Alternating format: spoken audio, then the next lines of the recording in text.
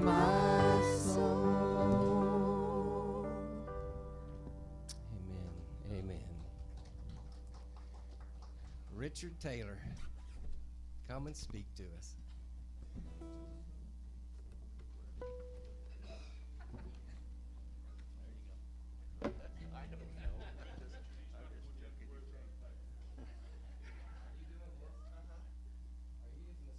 Yeah.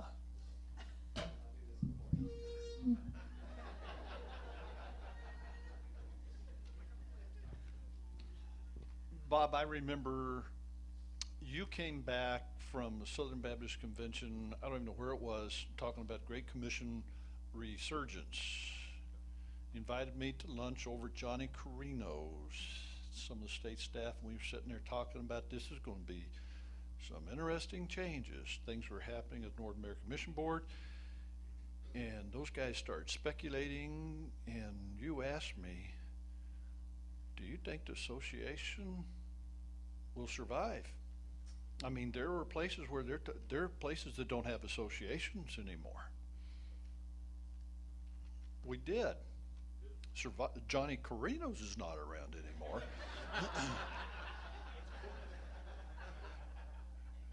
I think as long as each entity recognizes we're here to serve the church, the bride of Christ, the one who was given the Great Commission, as long as we recognize we are here to serve the church, it'll survive in some fashion or form. I really do believe that. I believe the association will be around a lot longer than was anticipated for a number of people. We may not have a building. It's possible even without a staff to have an association. It's possible not to have any money and still be an association. Did you all realize that? I looked the word up, associate. Actually, Microsoft has this thing where you can click on and you can get synonyms for it. Did you ever, you would not have any need to do that, but being with this association, I looked up associate, and the words like friendship, words like connect, alliances, collaborating, and my thinking is Flint Hills churches will always be collaborating, working together, seeing themselves as partners. We have this voluntary, we've joined together in such a way that we are going to be allies, companions, and partners. The word association, according to Webster, is an organization of people, and I would say churches, with a common purpose and some formal structure. That's who we are. You all have decided, even if we don't have money, even if we don't have staff, even if we'll have a building, that we need to connect with each other to do more than we can do by ourselves. That's why we gather as a church, and that's why churches gather as association, to look at the context in which we live. Flint Hills Association is made up of 21 counties, over 500,000 people. And how are we going to do that individually? How are we going to do that as individual churches? But it's only when we collaborate together to do those things. That's the nice thing about associations, is that we are able to face know each other and work together and share what God is doing in our lives.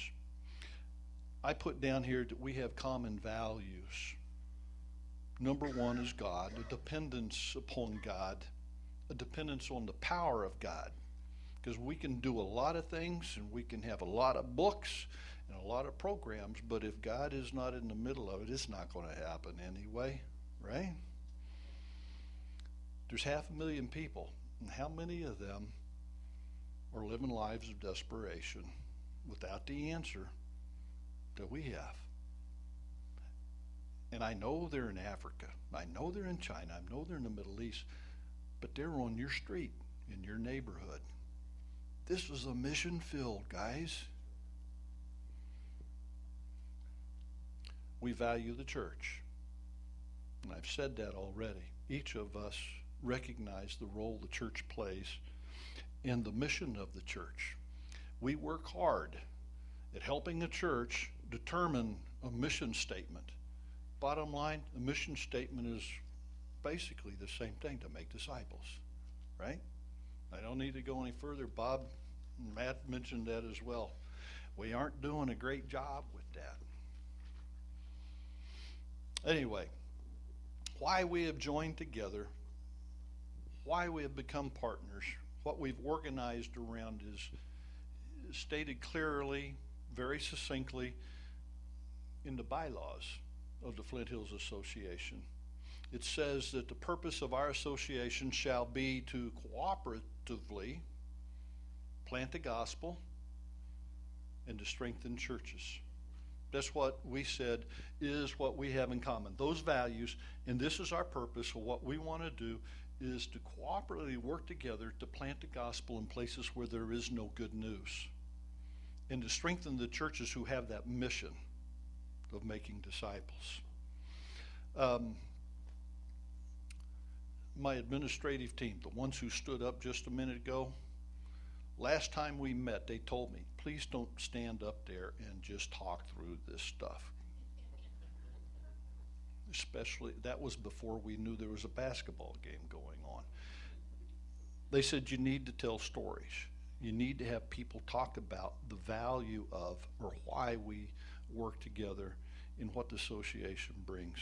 We tried to do some listening sessions 3 or 4 years ago, similar to what you did, Bob, but we put them in groups of 4 or 5, bought their lunch to make sure they would show up, and then asked them the benefits of associate, why we associate. And it was all over the board. The purpose or the reason, the benefit their church saw, and why they would contribute and participate. And it came from just being an insurance policy in case our church got in a fight. They'd have someone come in and help them resolve it, or someone to help them find a new pastor. It was all over the board. But I wanted to show you, or have some people give some testimony, some stories about the value of the association, some of the things that we try to do, that we can try to do to provide benefit to you as you all work collaboratively. Golly, just like they do on Facebook, they give you a number, say 4 ways. And I have 4 ways that the association strengthens churches. That's one of our purposes, strengthen churches. And I wanted to share with you what those 4 broad categories are. We strengthen churches by training your church leaders. Okay? We strengthen churches by supporting the ministers. And we strengthen churches by promoting missions and promoting ministry, and then helping provide church health assessments for your church. And Jeff Engel, you don't have to come up here unless you just want to, but could you just share a little bit about how the association, and that, not necessarily me, but the association helps Eudora Southern Baptist Church the last decade or so? They've gone through change in pastors. Like you're the 3rd one in less than 10 years, aren't you? Give an example for these guys, the kind of help that you get in that way. I'll say first of all that what Richard and the association helped provide was leadership. Our church has gone through change apparently. I didn't think about it now you said it. Like, wow, yeah, I'm the 3rd guy in 10 years. So we've had a lot of turnaround.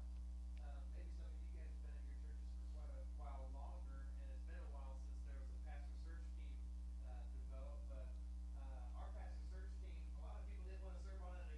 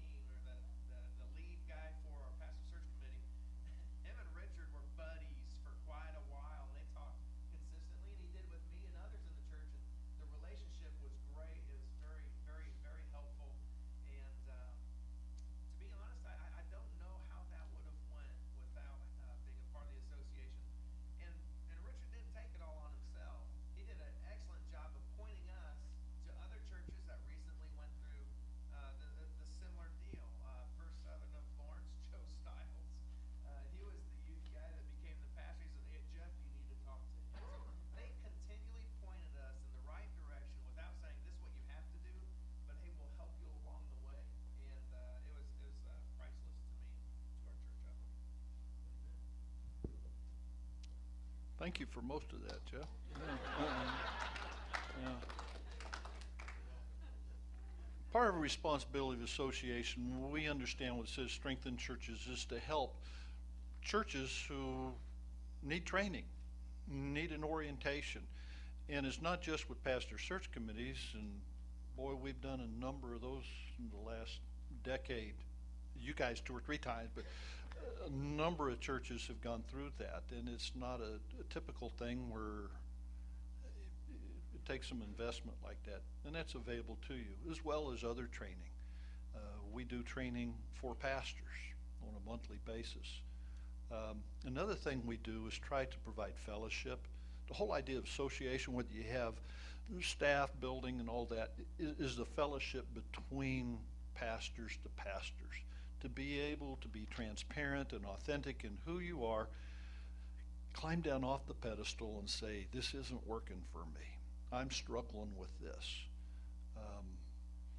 And what we discovered as we started seeing churches planted in Lawrence, we saw new leaders coming onto the university, international minister and our Christian Challenge minister.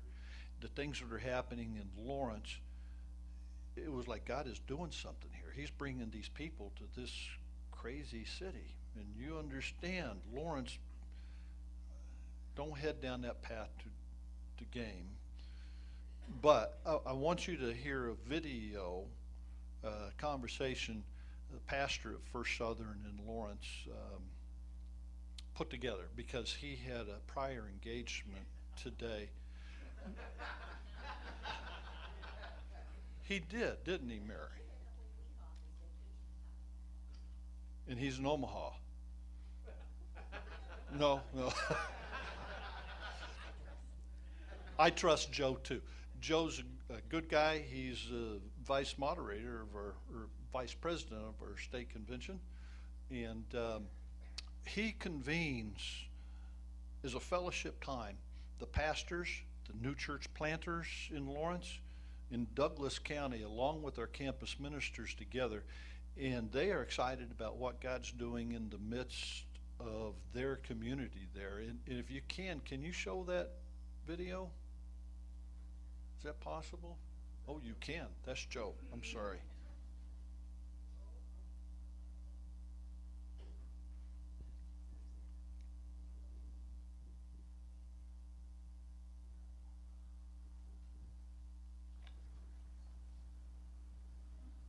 Hi, I'm Joe Stiles, pastor of First Southern Baptist Church of Lawrence. Once a month, leaders of churches and ministries here in Lawrence get together for a lunch. It's not a big meal or anything like that. It's usually pizza or sandwiches, something along that line. But the most appetizing portion of the time together is the conversation around the table that lasts about 30 to up to 90 minutes at times. Most of you might think of Lawrence as the only blue county in the midst of all a sea of red in Kansas. It's the birthplace of basketball, the home of the Jayhawks, and we're all pretty sure we kind of know the people and the culture of our city and of our community. But if you hear the conversation of these ministers as we describe what it's like to minister in this city, you might be amazed at what you hear, because there are numerous subcultures and groups in Lawrence, and a need for different types of pastors and churches in this city as well. And as we sit around and as we have conversation, we have leaders of campus ministries and churches here in Lawrence that share a profound awareness that God's up to something in our city. It's really true that God has placed members of the body here in Lawrence and in Douglas County, and I think it pleases Him in seeing what's taking place. It's not just a blue-collar community. It is a community filled with farmers and agribusiness. There's, of course, students with KU and with Haskell. You have over 30-some thousand students right here in the city.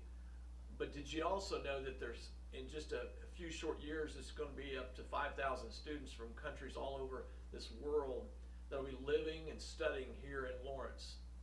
And many of us might think of mastery when we think of the city of Lawrence and the artists and the writers and those who live in the the downtown area as being more of a free spirit, not locked into the conventional rules and practices, and that's true. But we also have Native Americans and African American people. We have people from all across this world who live here in Lawrence, and it makes it an exciting community to be a part of and to minister in. As we sit around in the table with the campus ministers and the churches, we see what God is doing in these various environments. And we're very fortunate that God has allowed us to be a part of this experience. And as we come together, it's not just one church, but it's multiple churches coming together, sharing their resources, working together to make an impact and reach this community for Christ. So that's what's happening within our cluster group. That's what's happening in Douglas County and in Lawrence, Kansas.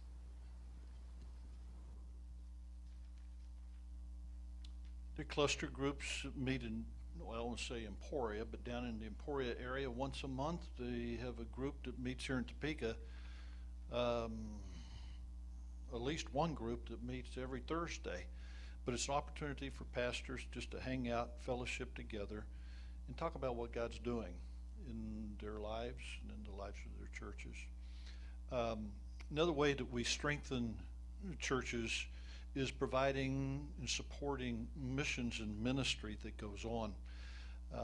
It's probably an important thing to let you know that with the shifts that have taken place at NAM, focusing on church planting, the whole concept, the idea of missions, community ministry, what we've called a Love Loud mission effort, is not going to be funded in our association at the end of this year. There will be no more funds available, so Debbie's took on herself to retire at the end of the year. It's kind of sad, but I think there's some positive things that can come from that.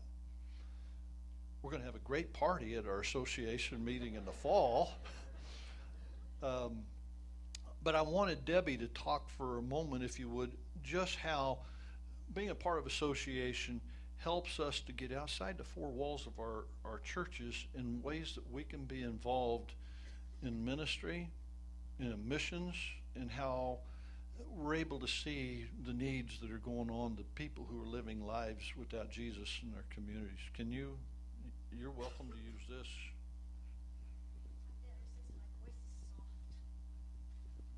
So they can be sure and hear me. But I have to stand in a certain place, is that right? Is this good? Is this good?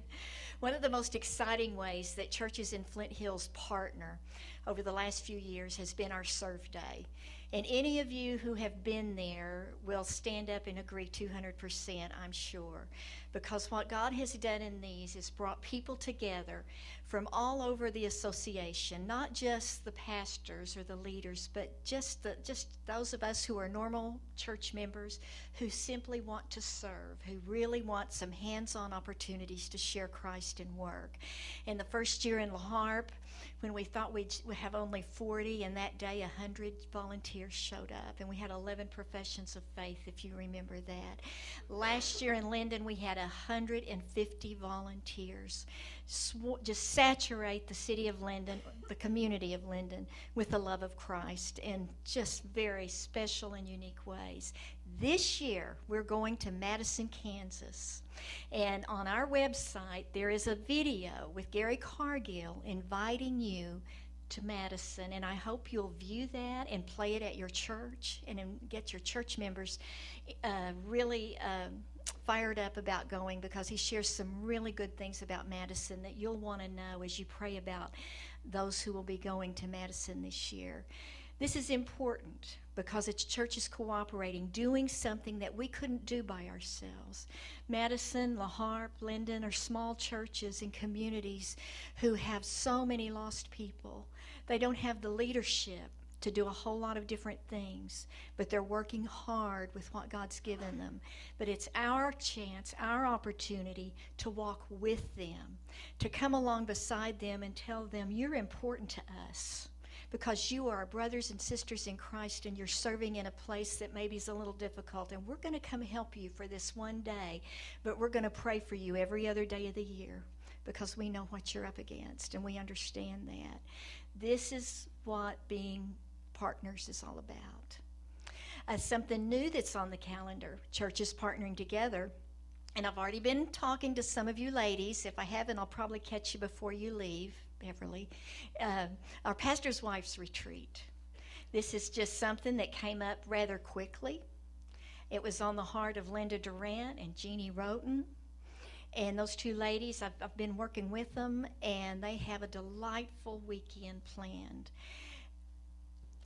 This is really important, I think long overdue for pastors' wives, and it's just going to be fun. We're going to relax, we're going to have fun, we're going to have some inspiration, and we're just going to get to know one another and hopefully form some support networks where we can pray for each other and be a support system to one another. So if you didn't get an invitation, or if you lost yours, go online and register or call me and we'll get you signed up. But once again, this is churches partnering together to meet a specific need in our association, because the association is underwriting this and supporting this. The churches, the money you give is supporting this for our pastors' wives. We couldn't do this on our own to the degree that we're trying to do this. So again, this is important. This is a part of who we are in Flint Hills.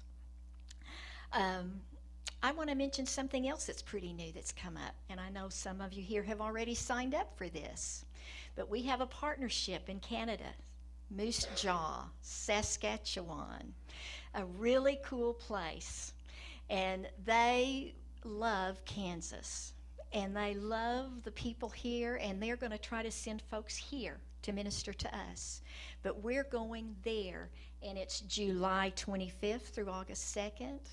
And it's a mission trip for you and your family. And there's information on our website. There is also a page. Our webmaster, if you don't know Doug or don't remember Doug, I tell you what, sometimes just drop him a note and thank him for all he does, because he established a page on the website that will tell you all about Moose Jaw, Saskatchewan, and everything you need to know to go on a mission trip.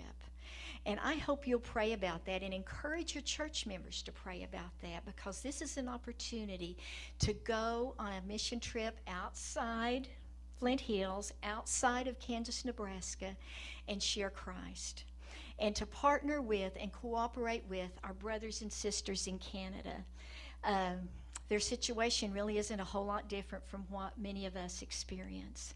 And it's our opportunity to get out of our comfort zone and go somewhere and really serve and make a difference. And I hope you'll do that. As we move into the future in Flint Hills Association, Serve Day is going to be directed by Nate Wood. Serve Day will continue. In 2016, we're going to Atchison. And so I want you to already be, as we pray for Madison and prepare for Madison, we look forward to Atchison in the coming years. This happens because this is what our churches want. When 100 volunteers show up the first year, 150 the second year, and we hope 200 this year, this is the members and the leaders and those of you in our churches making a statement and telling us, this is what we want to do. And so, working together as churches, we can make this happen. We can cooperate together. Things will continue to go. It's just as Richard was saying a while ago. You know what? You are the association of churches. You are the people that make this happen. And among all of you, there are volunteers and there are leaders who will stand up and come forward and say, I want to help with this. I want to make this happen. And that's what this is about. That's why this is better. This is a good change. Because now we really need for people to stand up and say, I want to do this. I want this to move forward. Our Pastor's Wives Retreat is an example, because after going into 2016, Linda and Jeannie are going to stay on the committee, but we're going to bring on some other ladies, pastors' wives, to help plan a Pastor's Wives Retreat in 2016 and 2017 and 2018. These things will continue on because you guys know it's important in the whole broad scheme of God's ministry and God's work in this part of Kansas. And it's a blessing. It's exciting because God really is at work. There are things happening, just like Joe said in Lawrence. But when I am out and I'm talking to folks and I see what's going on in our churches, I get so excited because God really is at work. It's not anything we're doing, but God is at work in every one of your churches, in every one of those rural places that it's so hard to reach. And we just need to stand up and say, I'm ready to go. I want to be a part of it. I don't want to miss it.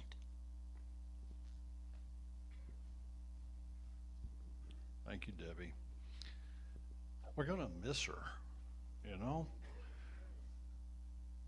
We'll be sad in October, okay?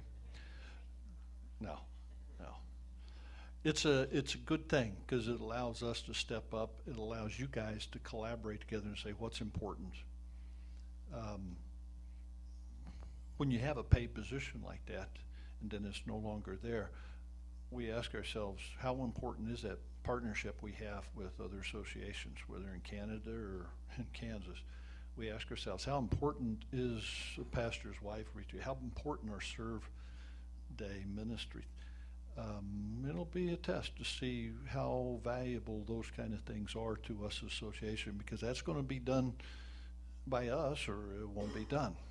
So be praying about how we move into the future with that. And God knew this was going to happen all along. I did that without ever saying anything about Craig's age.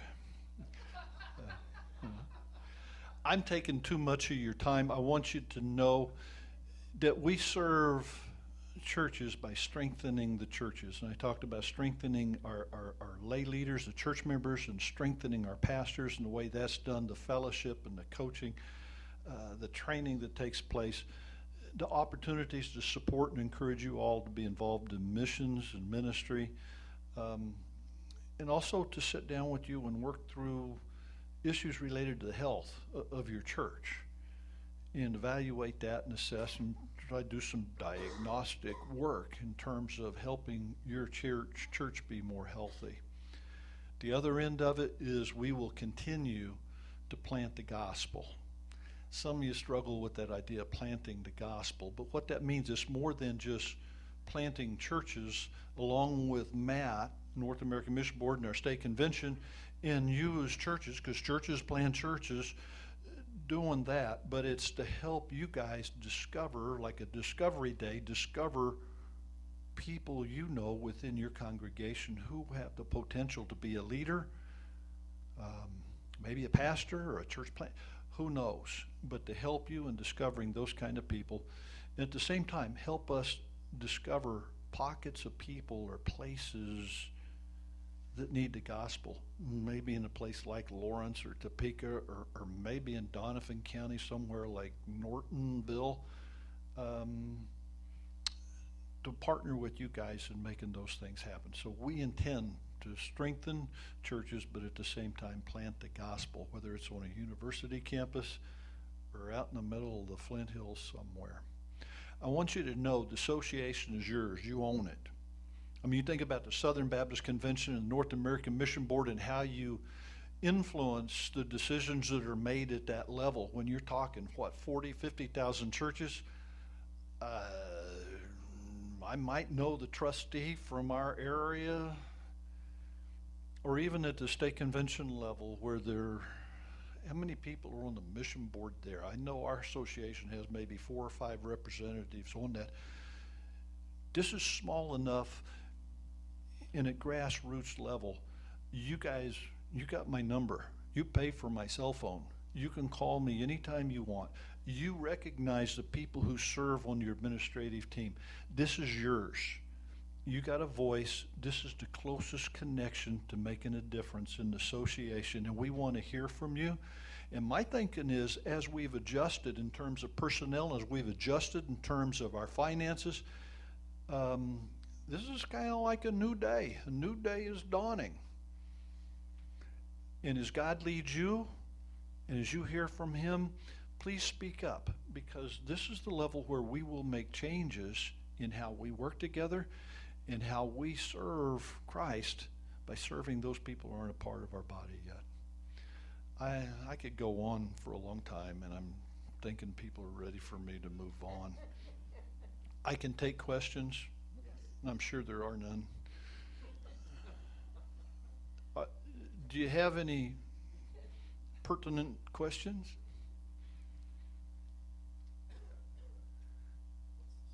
It's halftime. I have no idea. There's one thing, I'm on the board and we're gonna discuss this the next time we meet people. Are you satisfied with a Sunday afternoon meeting like this? Of getting together? Is it better than the Saturday meeting?